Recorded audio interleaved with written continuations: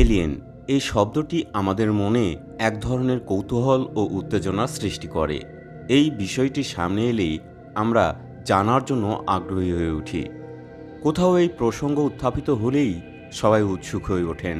কিন্তু মজার ব্যাপার হলো, মানব সভ্যতা এখনও পর্যন্ত এই ধরনের কোনো অস্তিত্বের সন্ধান পায়নি।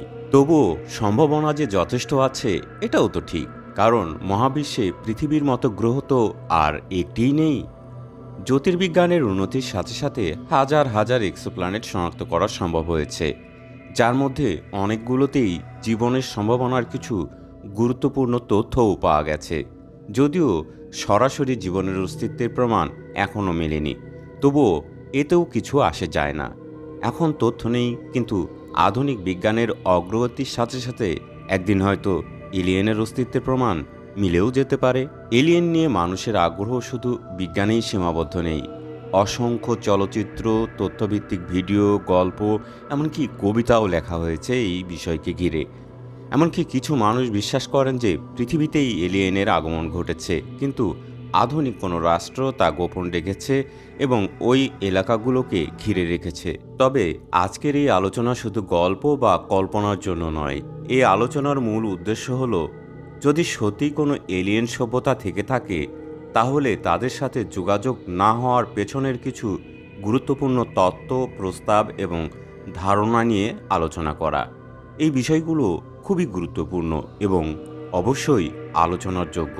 শুরু করার আগে একটি অনুরোধ, সাবস্ক্রাইব বা ফলো করে রাখুন, কারণ পরে মনে নাও থাকতে পারে, বিশেষ করে যদি এলিয়েনদের চেহারা দেখে আপনি বিমোহিত হয়ে যান।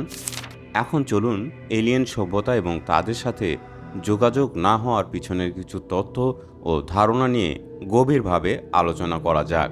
রাতের আকাশের দিকে তাকালে আমরা লক্ষ কোটি নক্ষত্র দেখি, যাদের অনেকের চারপাশে ঘুরছে সম্ভাব্য বাসযোগ্য গ্রহ। এত বিশাল মহাবিশ্বে কি আমরা একাই?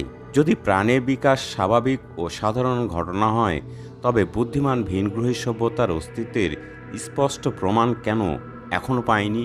এই প্রশ্নই ফার্মি প্যারাডক্স নামে পরিচিত। আধুনিক বিজ্ঞানে এটি অন্যতম রহস্যময় সমস্যা হিসেবে বিবেচিত হয়।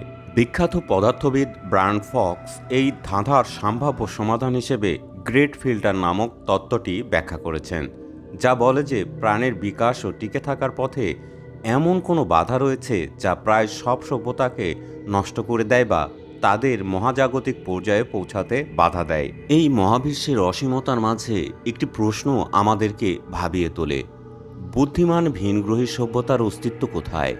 এটাই মূলত ফার্মি প্যারাডক্স, যা 1950 সালে এনরিকো ফার্মি উত্থাপন করেছিলেন। তার যুক্তি ছিল, যদি আমাদের ছায়াপথ মিল্কিওয়েতে লক্ষ কোটি গ্রহ থাকে যেখানে জীবন বিকাশের সম্ভাবনা রয়েছে, তাহলে আমরা কেন এখনও কোনো উন্নত সভ্যতার সন্ধান পাইনি?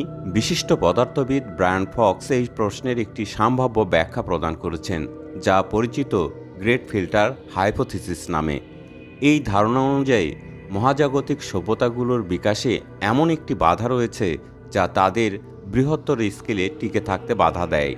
এটি তিনভাবে ঘটতে পারে। নাম্বার 1, জীবন নিজেই অত্যন্ত বিরল। পৃথিবীর মতো উপযুক্ত পরিবেশ থাকা সত্ত্বেও প্রাণের উৎপত্তি সহজ ব্যাপার নয়।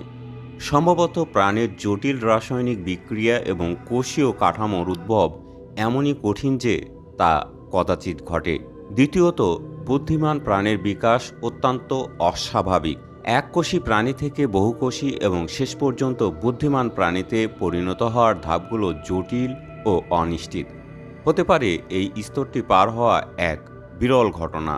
তৃতীয়ত, প্রযুক্তিগত সভ্যতার স্বল্পস্থায়ী প্রবণতা। আধুনিক সভ্যতা যখন উন্নতির শিখরে পৌঁছায়, তখনই হয়তো তার ধ্বংসের দিকে ধাবিত হয়। জলবায়ু পরিবর্তন, পারমাণবিক যুদ্ধ, কৃত্রিম বুদ্ধিমত্তার অপ্রত্যাশিত প্রভাব বা অন্য কোনো বিপর্যয় সভ্যতাগুলোর স্থায়িত্ব কমিয়ে দেয়। ব্রায়ান ফক্সের মতে, যদি গ্রেট ফিল্টার আমাদের সামনে থাকে, তাহলে এটি আমাদের জন্য একটি সতর্ক বার্তা। মানব সভ্যতাকে ধ্বংসাত্মক প্রবণতা থেকে বাঁচিয়ে একটি টেকসই ভবিষ্যৎ গঠন করতে হবে, যেখানে আমরা কেবল নিজেদের নয়, বরং মহাবিশ্বে আমাদের জায়গাটিকেও নিশ্চিত করতে পারি। এই মহাজাগতিক রহস্যের গভীরতাকে আরও অনুধাবন করতে চাইলে আপনি ব্রায়ান ফক্সের হরাইজনস ট্যুরে সরাসরি তার বিশ্লেষণ শুনতে পারেন। বিজ্ঞান ও মহাবিশ্বের প্রতি ভালোবাসা থাকলে এটি নিঃসন্দেহে এক অনন্য অভিজ্ঞতা হবে। যদি গ্রেট ফিল্টার আমাদের সামনে থাকে তাহলে আমাদের দায়িত্ব কী? এটা খুবই সহজ। বিজ্ঞানকে এগিয়ে নেওয়া, যুদ্ধবিগ্রহ এড়িয়ে চলা, পরিবেশ রক্ষা করা এবং একসঙ্গে কাজ করা। কারণ যদি আমরাই একমাত্র সভ্যতা হই তাহলে এই মহাবিশ্বের সবচেয়ে গুরুত্বপূর্ণ কাজ আমাদের হাতেই। যদি আমরা একা থাকি তাহলে আমরা একা নই, আমরা পুরো মহাবিশ্বের একমাত্র কণ্ঠস্বর। আর যদি এলিয়েনরা কোথাও লুকিয়েই থাকে তাহলে ভাই তারা আমাদের সম্পর্কে ঠিক কী ভাবছে কে জানে।